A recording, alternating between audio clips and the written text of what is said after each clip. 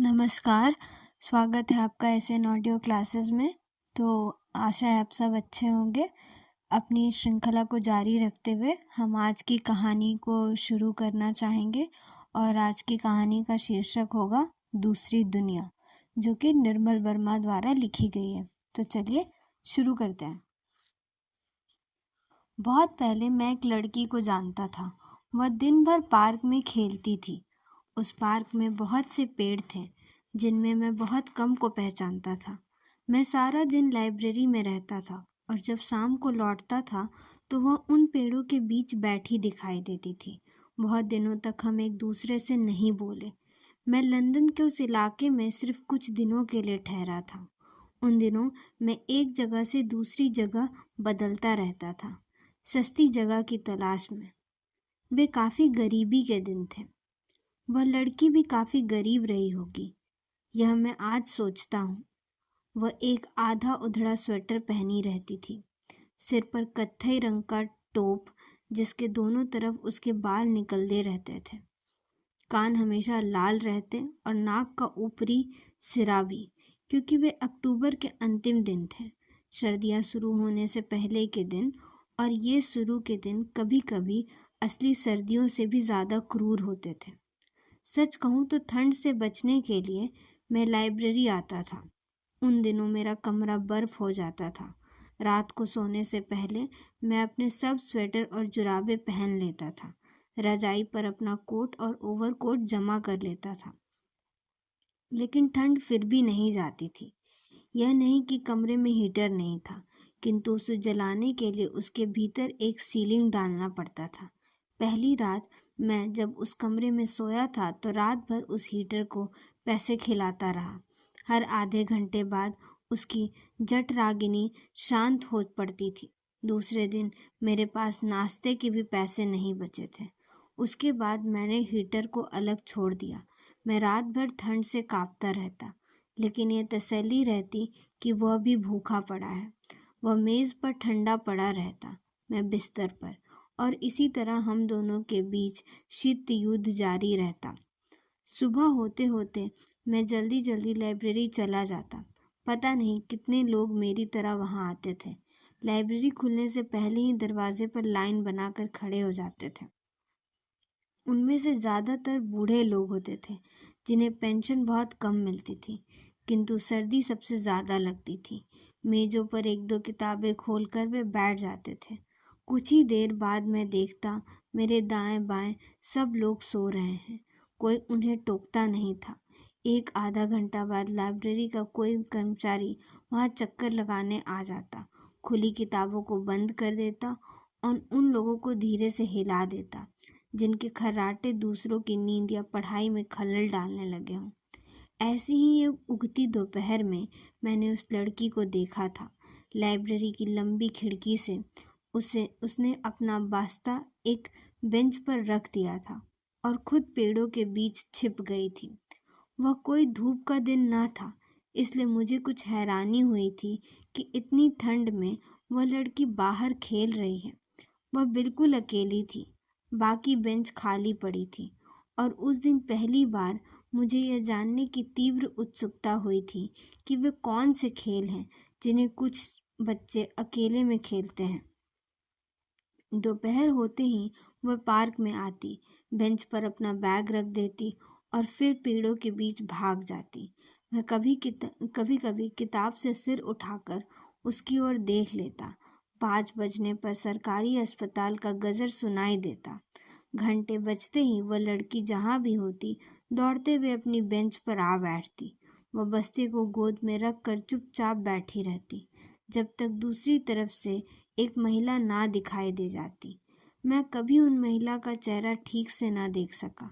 वह हमेशा नर्स की सफ़ेद पोशाक में आती थी और इससे पहले कि बेंच तक पहुंच पाती वह लड़की अपनी धीरज खोकर भागने लगती और उन्हें बीच में ही रोक लेती। वे दोनों गेट की तरफ मुड़ जाती और मैं उन्हें उस समय तक देखता रहता जब तक वे आंखों से ओझल न हो जाती। मैं यह सब देखता था हिचकॉक के हीरो की तरह, खिड़की से बाहर, जहाँ ये पेंटोमीम रोज दोहराया जाता था।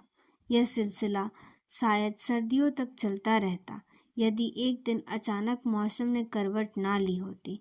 एक रात सोते हुए मुझे सहसा अपनी रजाई और उस पर रखे हुए कोट बोझ जान पड़े। मेरी देह पसीने से लथपथ थी, जैसे बहुत दिनों बाद बुखार से उठ रहा हूँ।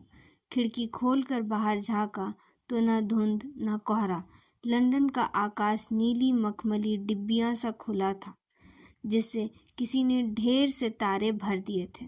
मुझे लगा जैसे ये गर्मियों की रात है और मैं विदेश में ना होकर अपने घर की छत पर लेटा हूँ। अगले दिन खुलकर धूप निकली थी। मैं अधिक देर तक लाइब्रेरी में नहीं बैठा। दोपहर होते ही मैं बाहर निकल पड़ा और घूमता हुआ उस रेस्टोरेंट में चला गया जहाँ मैं रोज खाना खाने जाया करता था। वह एक सस्ता यहूदी रेस्टोरेंट था, जहाँ सिर्फ 1.5 सीलिंग में कोशर गोश्त, 2 रोटियां और बियर का एक छोटा ग्लास मिल जाता था। रेस्टोरेंट की यहूदी मालकिन, जो युद्ध से पहले लिथुआनिया से आई थी, एक ऊंचे स्टूल पर बैठी रहती। काउंटर पर एक कैश बॉक्स रखा रहता और उसके नीचे एक सफ़ेद सियामी बिल्ली ग्राहकों को घूरती रहती। मुझे शायद वह थोड़ा बहुत पहचानने लगी थी, क्योंकि जितनी देर मैं खाता रहता उतनी देर वह अपनी हरी आंखों से मेरी तरफ टुकुर टुकुर ताकती रहती। गरीबी और ठंड और अकेलेपन के दिनों में बिल्ली का सहारा भी बहुत होता है, यह मैं उन दिनों सोचा करता था। मैं भी यही सोचता था कि किस दिन मैं भी ऐसे ही हिंदुस्तानी रेस्टोरेंट खोलूँगा और एक साथ 3 बिल्लियाँ पालूँगा। रेस्टोरेंट से बाहर आया तो दोबारा लाइब्रेरी जाने की इच्छा मर गई। लंबी मुद्दत बाद उस दिन घर से चिट्ठियाँ और अखबार आए थे। मैं उन्हें पार्क की खुली धूप में पढ़ना चाहता था। मुझे हल्का सा आश्चर्य हुआ जब मेरी नज़र पार्क के फूलों पर गई। वे बहुत छोटे फूल थे, जो घास के बीच अपना सिर उठाकर खड़े थे। इन्हीं फूलों के बारे में शायद जीसस ने कहा था, लिलीज ऑफ द फील्ड। ऐसे फूल जो आने वाले दिनों के बारे में नहीं सोचते। वे गुजरी हुई गर्मियों की याद दिलाते थे। मैं घास के बीच उन फूलों पर चलने लगा। बहुत अच्छा लगा। आने वाले दिन की दुशिक्तियाँ झड़ने लगी हैं। मैं हल्का सा सो गया। मैंने अपने जूते उतार दिए और घास पर नंगे पांव चलने लगा। मैं बेंच के पास पहुंचा ही था कि मुझे अपने पीछे एक चीख सुनाई दी। कोई तेजी से भागता हुआ मेरी तरफ आ रहा था। पीछे मुड़कर देखा तो वही लड़की दिखाई दी। वह पेड़ों से निकलकर बाहर आई और मेरा रास्ता रोककर खड़ी हो गई। यू आर कॉट, उसने हंसते हुए कहा। अब आप जा नहीं सकते। मैं समझ नहीं पाया। जहाँ खड़ा था वहीं खड़ा रहा। आप पकड़े गए, उसने दोबारा कहा। आप मेरी जमीन पर खड़े हैं। मैंने चारों तरफ देखा।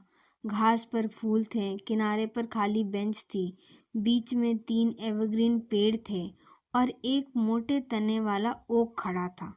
उसकी जमीन कहीं दिखाई नहीं दी। मुझे मालूम नहीं था, मैंने कहा और मुड़कर वापस जाने लगा। नहीं नहीं, आप जा नहीं सकते। बच्ची एकदम मेरे सामने आकर खड़ी हो गई। उसकी आंखें चमक रही थी। वे आपको जाने नहीं देंगे।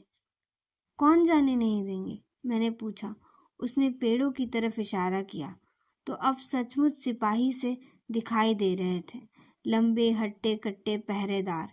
मैं बिना जाने उनके अदृश्य फंदे में चला आया था। कुछ देर तक हम चुपचाप आमने सामने खड़े रहे।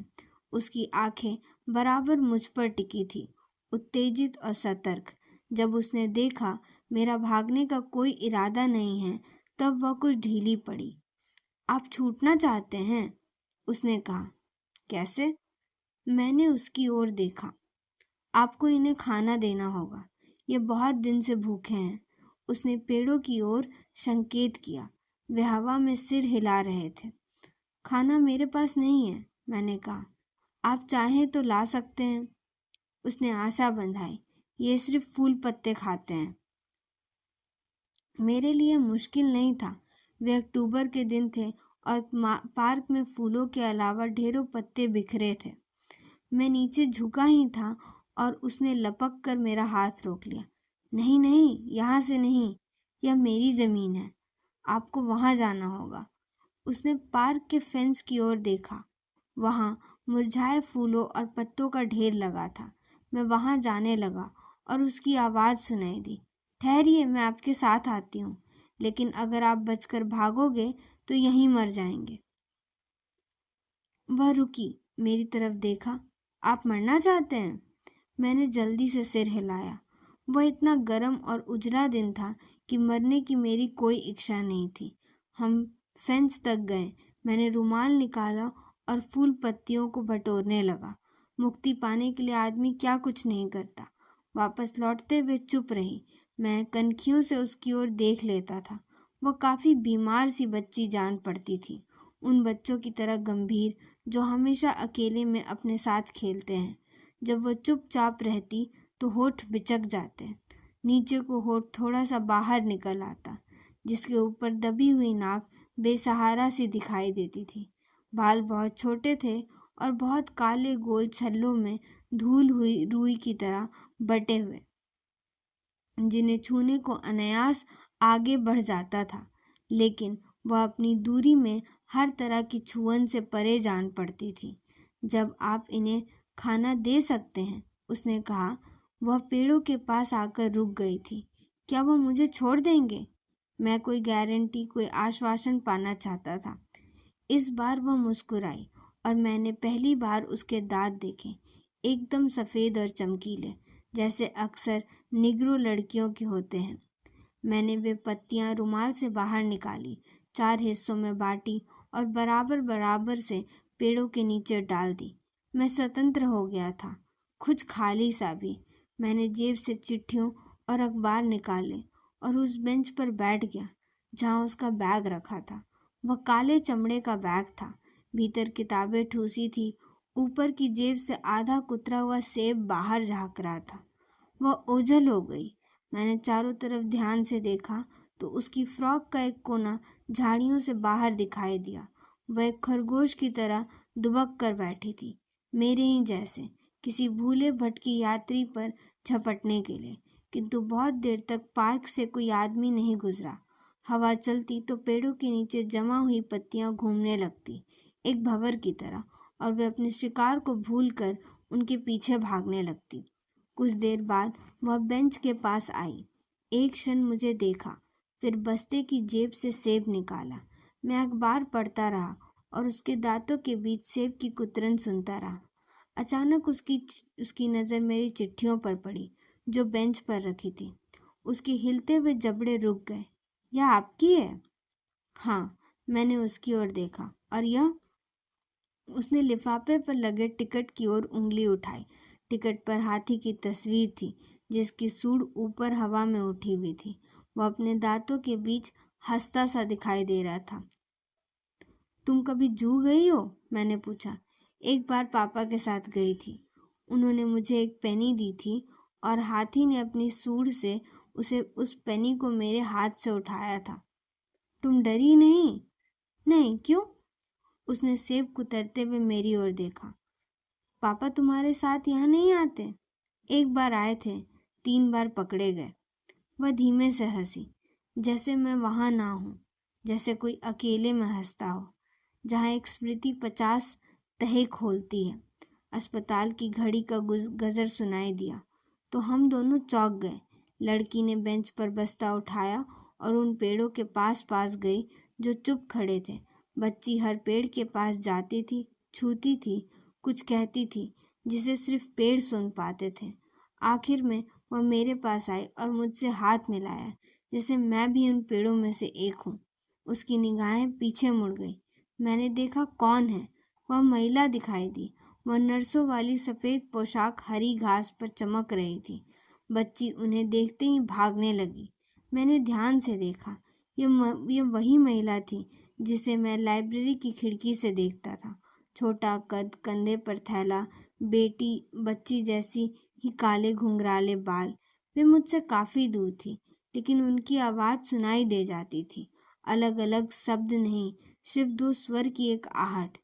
वे घास पर बैठ गई। बच्ची मुझे भूल गई थी। मैंने जूते पहने, अखबार और चिट्ठियाँ जेब में रखी। अभी समय काफ़ी है, मैंने सोचा। 1-2 घंटे लाइब्रेरी में बिता सकता हूँ, पार्क के जादू से अलग, अपने अकेले कोने में। मैं बीच पार्क में चला गया। पेड़ों की फुनगियों पर आग सुलगने लगी थी। समूचा पार्क सोने में गल रहा था। बीच पत्तों का दरिया था, हवा में हिलता हुआ। कौन कौन है? कोई मुझे बुला रहा था और मैं चलता गया, रुका नहीं। कभी कभी आदमी खुद अपने को बुलाने लगता है, बाहर से भीतर और भीतर से कुछ भी नहीं होता। लेकिन ये बुलावा और दिनों की तरह नहीं था। वह रुका नहीं, इसलिए अंत में मुझे ही रुकना पड़ा। इस बार कोई शक नहीं हुआ, सचमुच कोई चीख रहा था, स्टॉप स्टॉप। मैंने पीछे मुड़कर देखा। लड़की खड़ी होकर दोनों हाथ हवा में हिला रही थी। सच, मैं फिर पकड़ा गया था, दोबारा से। बेवकूफ़ों की तरह मैं उसकी ज़मीन पर चला आया था, चारों पेड़ों से घिरा हुआ। इस बार माँ और बेटी दोनों हंस रही थी। वे झूठी गर्मियों के दिन थे। ये दिन ज़्यादा देर नहीं टिकेंगे, इसे सब जानते थे। लाइब्रेरी उजाड़ रहने लगी। मेरे पड़ोसी बूढ़े पेंशन याफ्ता अब बाहर धूप में बैठने लगे। आकाश इतना नीला दिखाई देता कि लंदन की धुंध भी उसे मैला ना कर पाती। उसके नीचे पार्क एक हरे टापू सा लेटा रहता। ग्रेटा, ये उसका नाम था। हमेशा वहाँ दिखाई देती थी। कभी न दिखाई देती तो भी बेंच पर उसका बस्ता देखकर पता चल जाता कि वह यहीं कहीं है, किसी कोने में दुबकी है। मैं बचता हुआ आता, पेड़ों से, झाड़ियों से, घास के फूलों से। हर रोज़ वो कहीं न कहीं एक अदृश्य भयानक फंदा छोड़ जाती थी, और जब पूरी सतर्कता के बावजूद मेरा पाँव उसमें फंस जाता तो वह बदहवास चीखती हुई मेरे सामने आ खड़ी होती। मैं पकड़ लिया जाता, छोड़ दिया जाता, फिर पकड़ लिया जाता। यह खेल नहीं था, वह एक पूरी दुनिया थी। उस दुनिया से मेरा कोई वास्ता नहीं था। हालांकि मैं कभी कभी उसमें बुला लिया जाता था, ड्रामे में एक एक्स्ट्रा की तरह। मुझे हमेशा तैयार रहना पड़ता था, क्योंकि वह मुझे किसी भी समय बुला सकती थी। एक दोपहर हम दोनों बेंच पर बैठे थे। अचानक वो उठ खड़ी हुई। हेलो मिसेस टॉम्स, उसने मुस्कुराते हुए कहा। आज आप बहुत दिन बाद दिखाई दी। यह मेरे इंडियन दोस्त हैं, इनसे मिलिए। मैं अवाक उसे देखता रहा। वहाँ कोई ना था।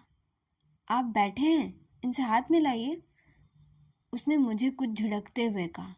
मैं खड़ा हो गया, खाली हवा से हाथ मिलाया। ग्रेटा खिसक कर मेरे पास बैठ गई, ताकि कोने में मिसेस टॉम्स बैठ सके।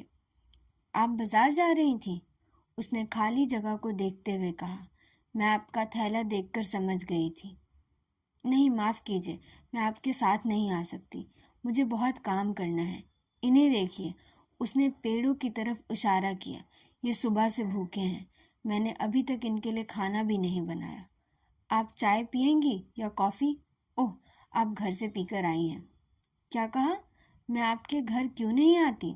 आजकल वक्त कहाँ मिलता है। सुबह अस्पताल जाना पड़ता है, दोपहर को बच्चों के साथ, और आप तो जानती हैं मैं इतवार को आऊँगी। आप जा रही हैं? उसने खड़े होकर दोबारा हाथ मिलाया। मिसेस टॉम्स शायद जल्दी में थी। विदा लेते समय उन्होंने मुझे देखा नहीं। बदले में मैं बेंच पर ही बैठा रहा। कुछ देर तक हम चुपचाप बैठे रहे। फिर सहसा वह चौंक पड़ी। आप कुछ सुन रहे हैं? उसने मेरी कोहनी को झिझोड़ा। कुछ भी नहीं, मैंने कहा। फ़ोन की घंटी कितनी देर से बज रही है, ज़रा देखिए कौन है। मैं उठकर बेंच के पीछे गया। नीचे घास में एक टूटी टहनी उठाई और ज़ोर से कहा, हेलो। कौन है? उसने कुछ अधीरता से पूछा। मिसेस टॉम्स, मैंने कहा। ओह, फिर Mrs Tom's.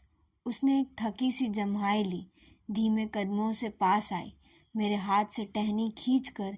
Hello Mrs Tom's, आप बाजार से लौट आई? क्या क्या लाई? मीट बोल्स, फिश फिंगर्स, आलू के चिप्स। उसकी आंखें आश्चर्य से फैलती जा रही थीं।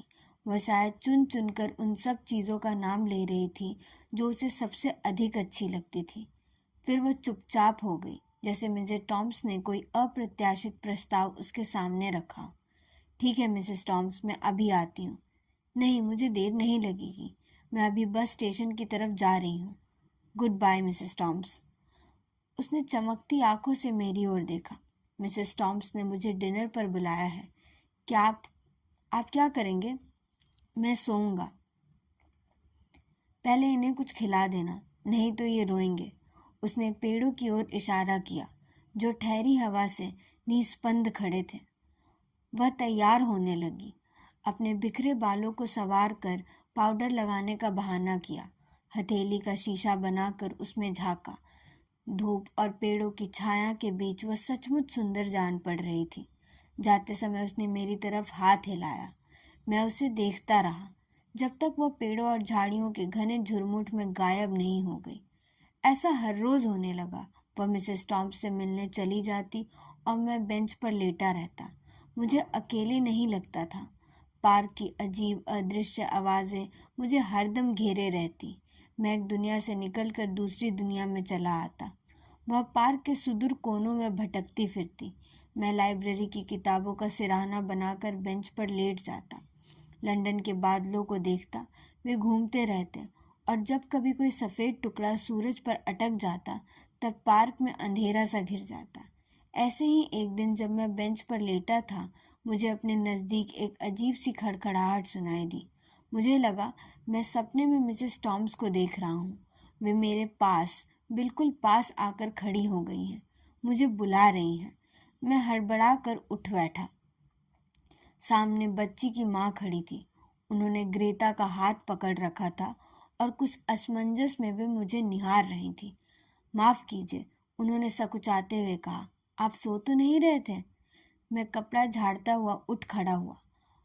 आज आप जल्दी आ गई, मैंने कहा। उनकी सफ़ेद पोशाक, काली बेल्ट और बालों पर बंधे स्कार्फ को देखकर मेरी आंखें चुंधिया सी गईं। लगता था वे अस्पताल से सीधे यहाँ चली आ रही थी। हाँ, मैं जल्दी आ गई, मैं मुस्कुराने लगी। शनिवार को काम ज़्यादा नहीं रहता, मैं दोपहर को ही आ जाती हूँ।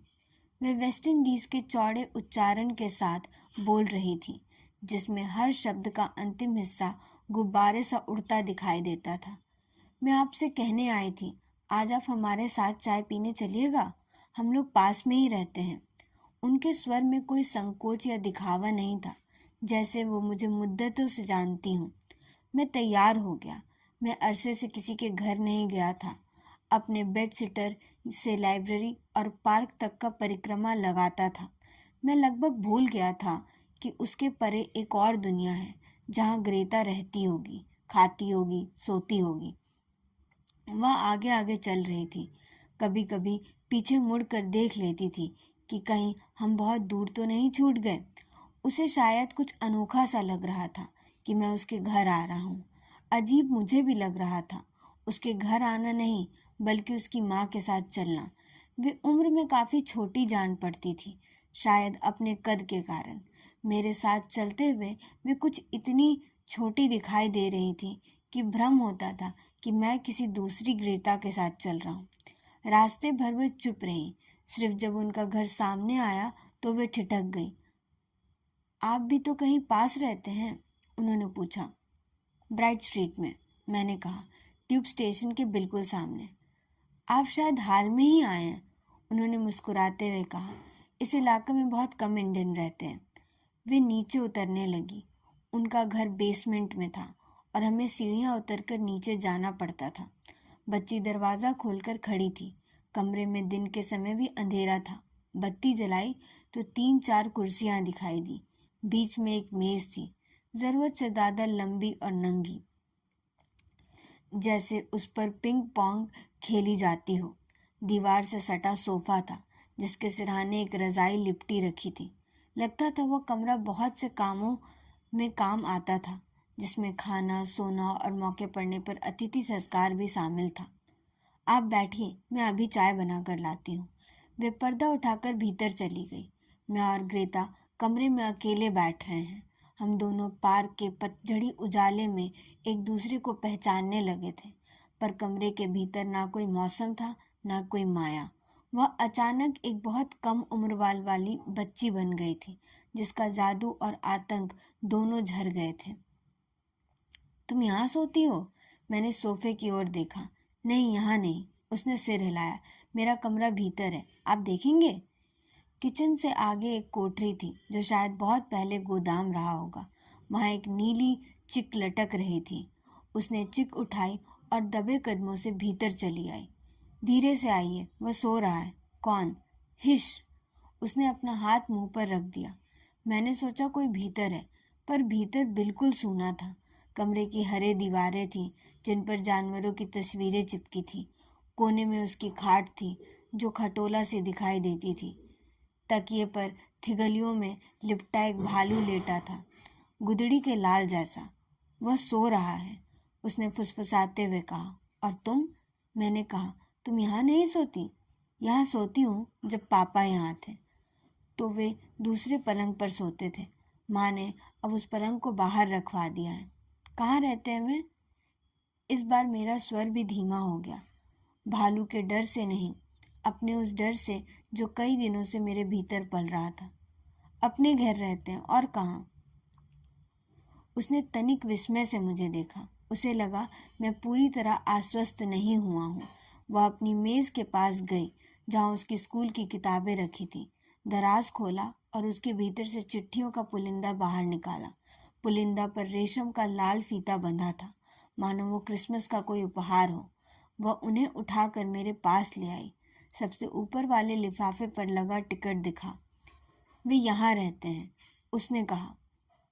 मुझे याद आया, वो मेरी नकल कर रही है। बहुत पहले पार्क में मैंने उसे अपने देश की चिट्ठी दिखाई थी। बैठक में उसकी माँ हमें बुला रही थी। आवाज़ सुनते ही वे कमरे से बाहर चली गई। मैं एक क्षण वहीं ठिठक रहा। खटोलों पर भालू सो रहा था। दीवारों पर जानवर की आंखें मुझे घूर रही थी। बिस्तर के पास ही एक छोटी सी बेसिनी थी, जिस पर उसका टूथब्रश, साबुन और कंघा रखा था, बिल्कुल मेरे बेडशीट की तरह। मैंने सोचा, किंतु मुझे बहुत अलग लगा। मैं अपना कमरा छोड़कर कहीं भी जा सकता था। उसका कमरा अपनी चीज़ों में शाश्वत सा जान पड़ता था। मेज पर चिट्ठियों का पुलिंदा पड़ा था, रेशमी डोर में बंधा हुआ, जिसे जल्दी में वह अकेला छोड़ गई थी। कमरा देख लिया आपने? उसने मुस्कुराते हुए कहा। यहाँ जो भी आता है, सबसे पहले उसे अपना कमरा दिखाती है। वे कपड़े बदल कर आई थी, लाल छीट की स्कर्ट और खुला खुला भूरे रंग का कार्डिगन। कमरे में सस्ती सेंट की गंधें फैली थी। आप चाय नहीं, दावत दे रही हैं? मैंने मेज पर रखे सामान को देखकर कहा। टोस्ट, जैम, मक्खन, चीज़, पता नहीं इतनी सारी चीज़ें मैंने पहले कब देखी थी। अस्पताल की कैंटीन से ले आती हूँ, वहाँ सस्ते में मिल जाता है। वे परेशान लगती थी, हंसती थी, लेकिन परेशानी अपनी जगह कायम रहती थी। पता नहीं बच्ची कहाँ थी। वे उसे चीखते हुए बुला रही थी और चाय ठंडी हो रही थी। वे सिर पकड़कर बैठी थी। फिर याद आया, मैं भी हूँ। आप शुरू कीजिए, वह बाग में बैठी होगी। आपका अपना बाग है? मैंने पूछा। बहुत छोटा सा, किचन के पीछे। जब हम यहाँ आए थे, उजाड़ पड़ा था। मेरे पति ने उसे साफ किया। अब तो थोड़ी बहुत सब्जी भी निकल आती है। आपके पति यहाँ नहीं रहते? उन्हें यहाँ काम नहीं मिला। दिन भर पार्क में घूमते रहते थे। वही आदत ग्रेता को पड़ी है। उनके स्वर में हल्की सी थकान थी, खीस से खाली, लेकिन ऐसी थकान जो पोली धूल सी हर चीज़ पर बैठ जाती है। पार्क में तो मैं भी घूमता हूँ। मैंने उन्हें हल्का करना चाहा। वे भी हो गई, हंसने लगी। आपकी बात अलग है, उन्होंने डूबे स्वर में कहा। आप अकेले हैं, लेकिन लंदन में अगर परिवार साथ हो तो बिना नौकरी के नहीं रहा जा सकता। वे मेज़ की चीज़ें साफ करने लगी। बर्तनों को जमा करके मैं किचन में ले गया। सिंक के आगे खिड़की थी, जहाँ से उनका बाग दिखाई देता था। बीच में एक वीपिंग विलो खड़ा था, जिसकी शाखाएं एक उल्टी छतरी की सलाखों की तरह झूल रही थी। पीछे मुड़ा तो वे दिखाई दी। दरवाजे पर तौलिया लेकर खड़ी थी। क्या देख रहे हैं? आपके बाग को? यहाँ तो कोई बहुत छोटा नहीं है। है नहीं, पर इस पेड़ ने सारी जगह घेर रखी है। मैं इसे कटवाना चाहती थी, लेकिन वह अपनी जिद पर अड़ गई है। जिस दिन पेड़ कटना था वह रात भर रोती रही। वे चुप हो गई, जैसे उस रात को याद करना अपने आप में एक रोना हो। क्या कहती थी? कहती क्या थी? अपनी जिद पर अड़ी थी। बहुत पहले कभी इसके पापा ने कहा होगा कि पेड़ के नीचे समर हाउस बनाएंगे। अब आप बताइए, यहाँ खुद रहने की जगह है नहीं, बाग में गुड़ियों का समर हाउस बनेगा। Summer house? हाँ, समर हाउस, जहाँ ग्रेटा अपने भालू के साथ रहेगी। वह हंसने लगी, एक उदास सी हंसी जो एक खाली जगह से उठकर दूसरी खाली जगह पर ख़त्म हो जाती है और बीच की जगह को भी खाली छोड़ जाती है। मेरे जाने के समय हो गया है, लेकिन ग्रेटा कहीं दिखाई नहीं दी। हम सीढ़ियाँ चढ़कर ऊपर चल गए। लंदन में मैली धूप पड़ोस की चिमनियों पर रेंग रही थी। जब विदा लेने के लिए मैंने हाथ आगे बढ़ाया तो उन्होंने कुछ सकुचाते हुए कहा, आप कल खाली हैं? कहिए, मैं तकरीबन हर रोज़ खाली रहता हूँ। कल इतवार है, उन्होंने कहा। ग्रेटा की छुट्टी है, पर मेरा अस्पताल में ड्यूटी है। क्या मैं उसको आपके पास छोड़ सकती हूँ? कितने बजे आना होगा? नहीं, आपको आने की तकलीफ़ ना करें। अस्पताल जाते समय मैं इसे लाइब्रेरी के सामने छोड़ दूंगी, शाम को लौटते हुए ले लूँगी। मैंने हामी भरी और सड़क पर चला गया। कुछ दूर चलकर जेब से पैसे निकाले और उन्हें गिनने लगा। आज खाने के पैसे बच जाएंगे, यह सोचकर खुशी हुई। मैंने बची हुई रोजगारी की मुट्ठी में दबाया और घर की तरफ चलने लगा। मैं लाइब्रेरी के दरवाजे पर खड़ा था। उन्हें देर हो गई थी, शायद सर्दी के कारण। धूप कहीं ना थी। लंदन की इमारतों पर अवसन सा आलोक फैला था, पीली और जर्द, जिसमें वे भी और भी दरिद्र और दुखी दिखाई देती थी। मुझे उनका सफ़ेद पोशाक दिखाई दी। दोनों पार्क से गुजरते हुए आ रही थी, आगे आगे वे और पीछे पीछे भागती हुई ग्रेटा। जब उन्होंने मुझे देख लिया तो हवा से हाथ हिलाया, बच्ची को जल्दी से चूमा और तेज कदमों से अस्पताल की तरफ मुड़ गई। किंतु बच्ची में कोई जल्दी ना थी। वह धीमे धीमे कदमों से मेरे पास आई। सर्दी में नाक लाल सुर्ख हो गई थी। उसने पूरी बाहों वाला ब्राउन स्वेटर पहन रखा था। सिर पर वही पुरानी कैप थी जिसे मैं पार्क में देखा करता था। वह निढाल सी खड़ी थी। चलोगी? मैंने उसका हाथ पकड़ा। उसने चुपचाप सिर हिला दिया। मुझे हल्की सी निराशा हुई। मैंने सोचा वो पूछेगी कहाँ, और तब मैं आश्चर्य में डाल दूंगा, पर उसने पूछा कुछ भी नहीं और हम सड़क पार करने लगे। जब हम पार्क को छोड़कर आगे बढ़े तो एक बार उसने प्रश्न भरी निगाहों से मेरी ओर देखा, जैसे वह अपने किसी सुरक्षित घेरे से बाहर जा रही हो। पर मैं चुप रहा और उसने कुछ पूछा नहीं। तब मुझे पहली बार लगा कि जब बच्चे माँ बाप के साथ नहीं होते तो सब प्रश्नों को पुड़िया बनाकर किसी अंधेरे गड्ढे में फेंक देते हैं। ट्यूब में बैठकर वह निश्चिंत नजर आई। उसने मेरा हाथ छोड़ दिया और खिड़की के बाहर देखने लगी। क्या अभी से रात हो गई? उसने पूछा। रात कैसी? देखो बाहर कितना अंधेरा है। हम जमीन के नीचे हैं, मैंने कहा। वह कुछ सोचने लगी, फिर धीरे से कहा, नीचे रात है, ऊपर दिन। हम दोनों हंसने लगे।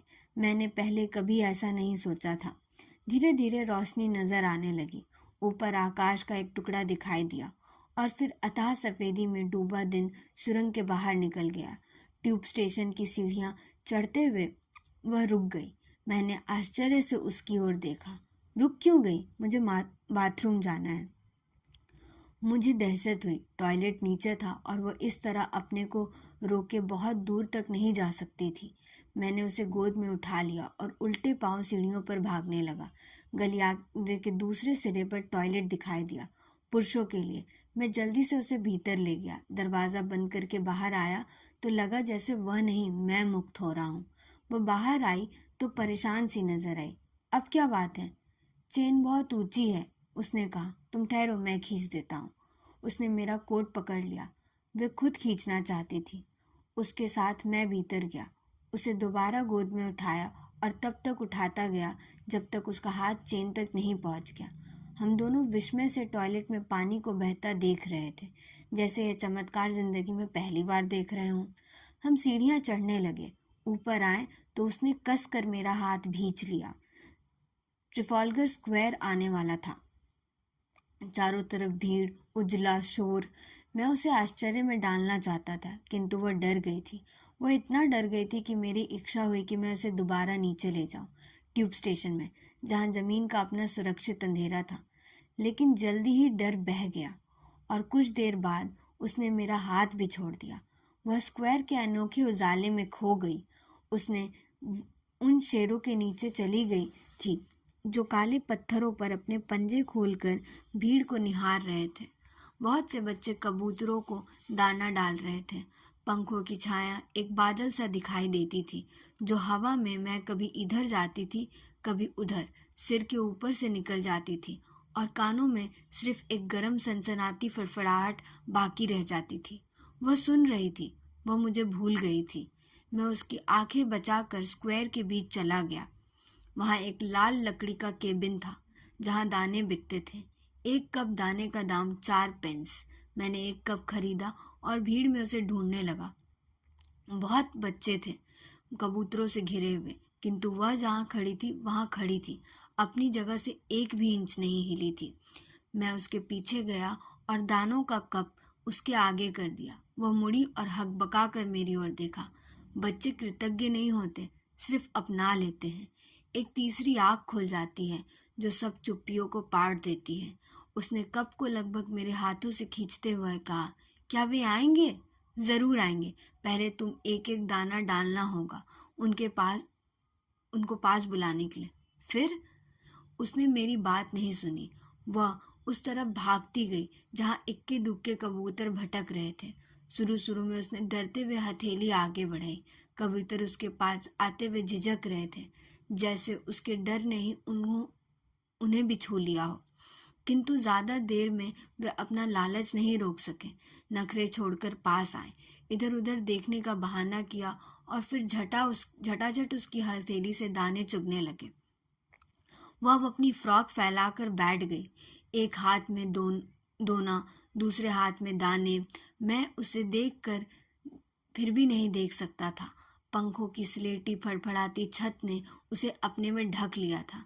मैं बेंच पर बैठ गया, फव्वारों को देखने लगा जिनके छींटे उड़ते हुए घुटनों तक आ जाते थे। बादल इतने नीचे झुकाए थे कि नेल्सन का सिर्फ एक काले धब्बे सा दिखाई दे रहा था। दिन बीत रहा था। कुछ ही देर मैंने देखा था वह सामने खड़ी है। मैं एक कप और लूँगी, उसने कहा। अब नहीं, मैंने कुछ हिचकिचाते हुए कहा। काफ़ी देर हो गई, अब चाय पियेंगे और तुम आइसक्रीम लोगी। उसने सिर हिलाया। मैं एक कप और लूँगी। उस स्वर में जिद नहीं थी। कुछ क्षण पहले जो पहचान आई थी वह मानो मुझसे नहीं, उसे आग्रह कर रही हो। मैंने उसके हाथ से खाली कप लिया और दुकान की तरफ बढ़ गया। पीछे मुड़कर देखा, वो मुझे देख रही थी। मैं दुकान के पीछे मुड़ गया। वहाँ भीड़ थी और उसकी आंखें मुझ तक नहीं पहुँच सकती थी। कोने में सिमट कर मैंने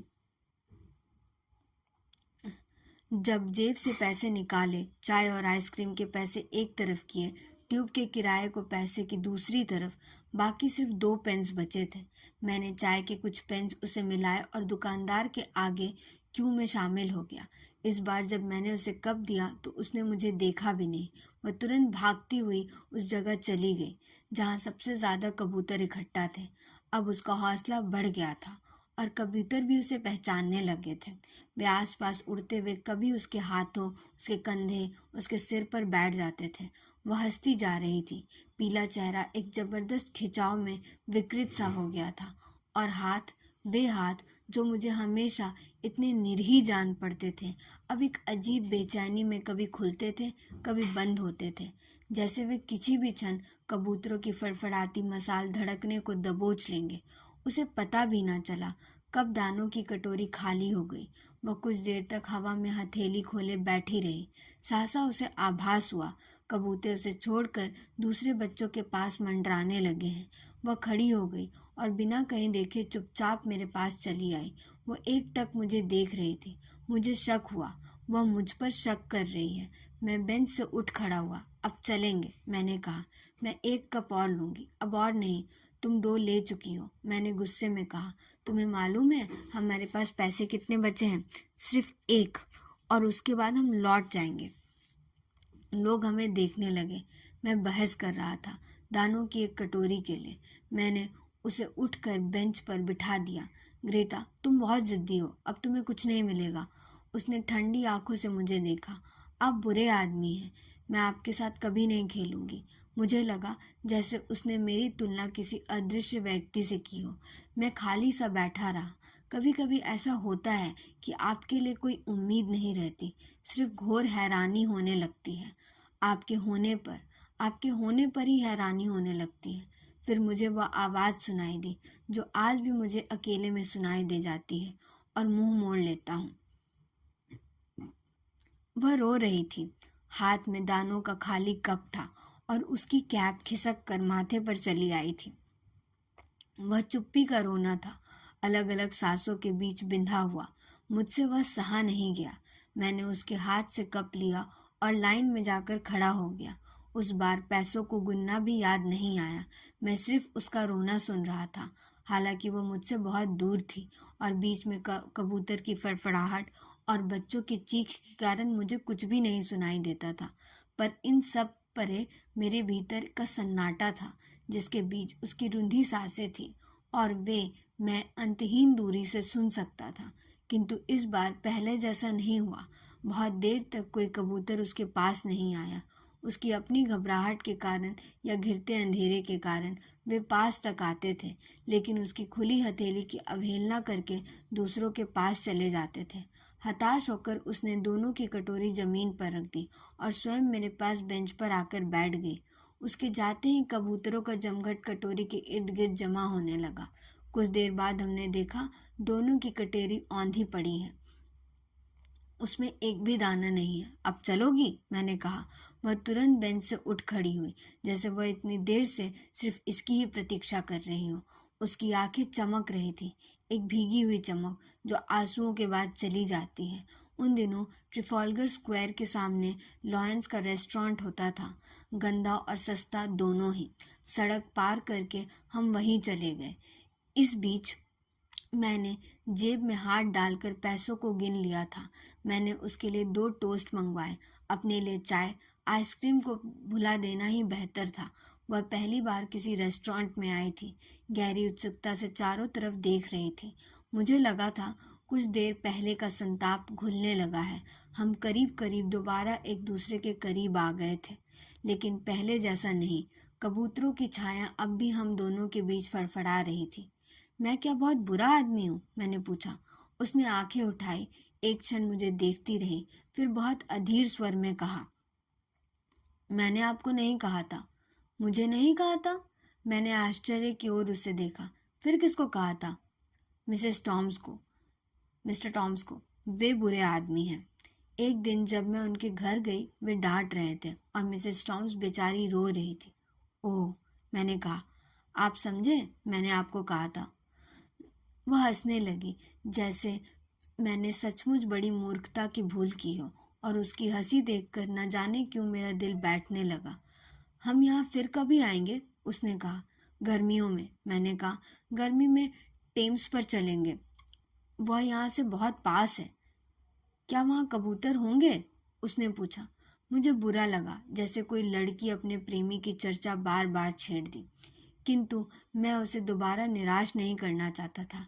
गर्मियाँ काफ़ी दूर थीं, बीच में पतझड़ और बर्फ़ के दिन आएंगे। तब तक मेरा झूठ भी पिघल जाएगा, मैंने सोचा। हम बाहर आए तो पीला सा अंधेरा घिर आया था, हालांकि दोपहर अभी बाकी थी। उसने खोई हुई आंखों से स्क्वायर की तरफ देखा, जहां कबूतर अब भी उड़ रहे थे। मेरी जेब में अब उतने ही पैसे थे जितने ट्यूब का किराया दिया जा सके। इस बार उसने कोई आग्रह नहीं किया।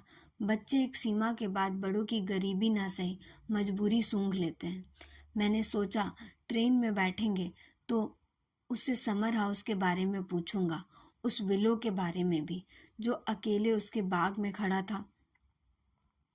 मैं उसे दोबारा उसकी अपनी दुनिया में लाना चाहता था, जहाँ पहली बार हम दोनों एक दूसरे से मिले थे।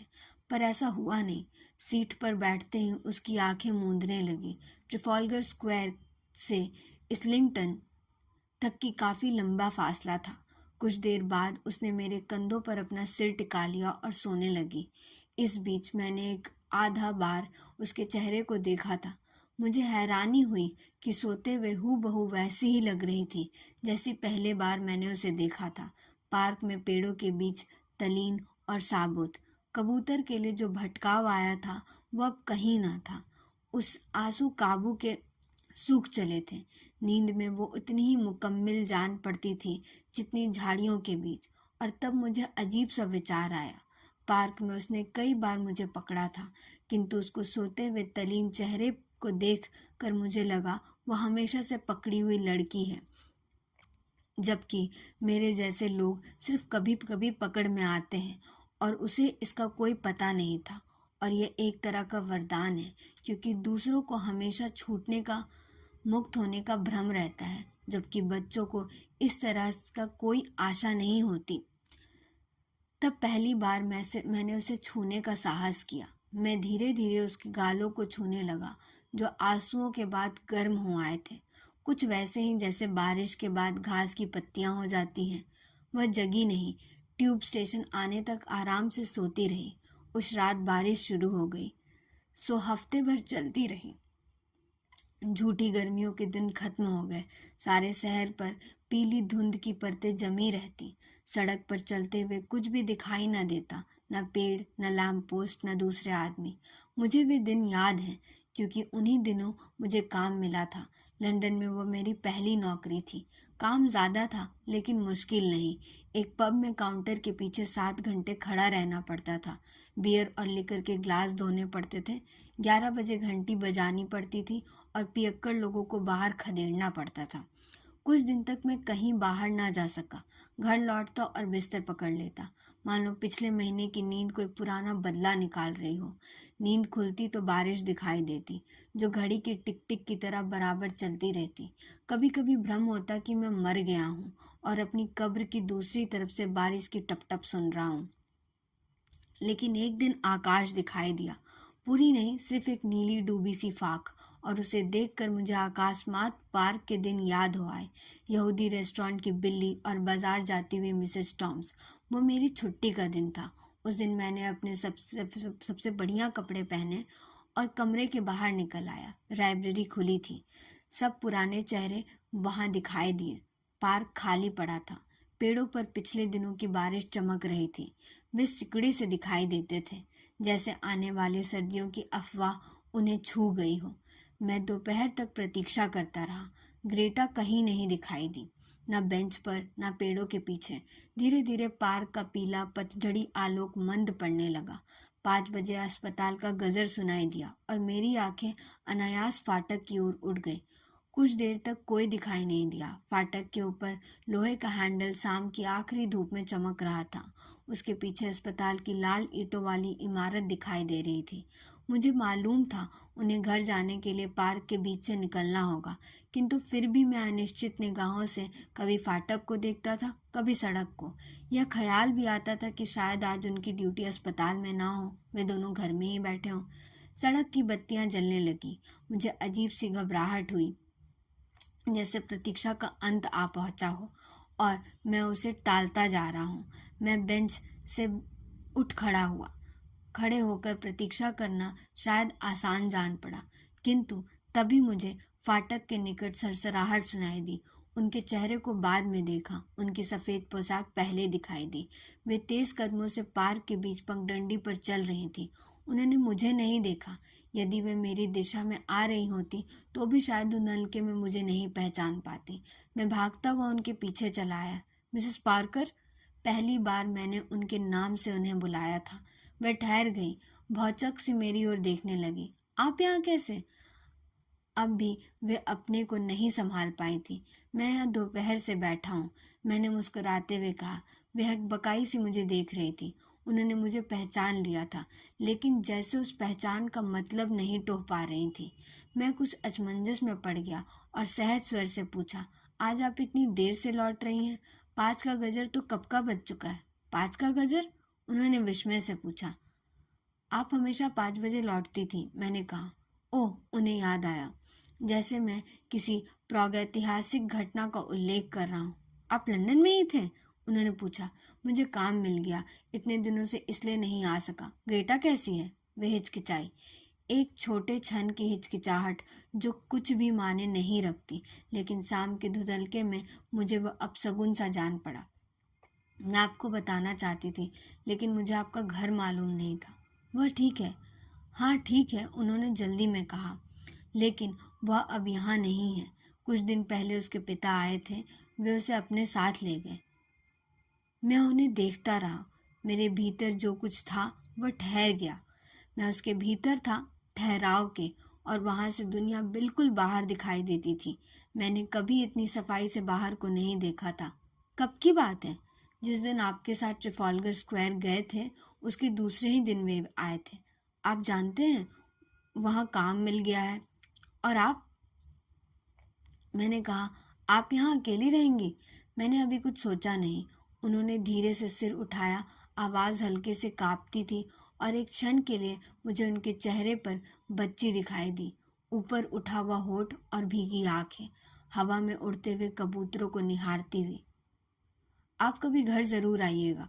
उन्होंने विदा मांगी और मैंने हाथ आगे बढ़ा दिया। मैंने बहुत दूर तक उन्हें देखता रहा, फिर काफ़ी देर तक बेंच पर बैठा रहा। मुझे कहीं नहीं जाना था, ना ही प्रतीक्षा करनी थी। धीरे धीरे पेड़ों के ऊपर तार निकलने लगे। मैंने पहली बार लंदन के आकाश को इतने तारे देखे थे, साफ और चमकीले, जैसे बारिश ने उन्हें भी धो डाला हो। It is time dear. Park की चौकीदार ने दूर से ही आवाज़ लगाई। वह गेट की चाबियां खनखनाता हुआ पार्क का चक्कर लगा रहा था। टॉर्च की रोशनी में वह हर बेंच, झाड़ी और पेड़ के नीचे देख लेता था, और कहीं कोई छूट तो नहीं गया। कोई खोया हुआ बच्चा, कोई शराबी, कोई घरेलू बिल्ली, वहाँ कोई नहीं था। कोई भी चीज़ नहीं छूटी थी। मैं उठ खड़ा हुआ और गेट की तरफ चलने लगा। सहसा हवा उठी थी। हल्का सा झोंका अंधेरे में चला आया और पेड़ सरसराने लगे। और तब मुझे धीमी सी आवाज़ सुनाई दी, एक असीम उत्साह से लुटती हुई, स्टॉप स्टॉप। मेरे पांव बीच पार्क में ठिठक गए। चारों ओर देखा, कोई ना था, ना कोई आवाज़, ना खटका, सिर्फ पेड़ों की शाखाएं हवा में डोल रही थीं। उस समय एक पगली, उत्कट, नंगी सी आकांक्षा मेरे भीतर जागने लगी कि यहीं बैठ जाऊं, इन पेड़ों के बीच, जहां मैं पहली बार पकड़ा गया था। और अब और आगे जाने की इच्छा नहीं थी। मैं इस बार अंतिम और अनिवार्य रूप में पकड़ लिया जाना चाहता था। इट इज़ क्लोजिंग टाइम, चौकीदार ने इस बार बहुत पास आकर कहा। मेरी तरफ जिज्ञासा से देखा कि क्या मैं वही आदमी हूँ जो अभी कुछ देर पहले बेंच पर बैठा था। इस बार मैं नहीं मुड़ा। पार्क से बाहर आकर ही सांस ली। मेरा गला सूख गया था और देह खोखली सी जान पड़ती थी। पार्क के सामने पब की लालटेन झूलती दिखाई दी। मैंने जेब से पर्स निकाला। पैसे गिनने के लिए पुरानी गरीबी की आदत अब भी बची थी। मैंने हैरानी से देखा, मेरे पास पूरे 2 पौंड थे। और तब मुझे याद आया कि मैंने उन्हें कबूतरों के लिए दाने के लिए लाया था। तो आपने सुना, यह थी निर्मल वर्मा की कहानी दूसरी दुनिया। आशा है आपको पसंद आया होगा। जल्द मिलेंगे दूसरी कहानी के साथ। धन्यवाद।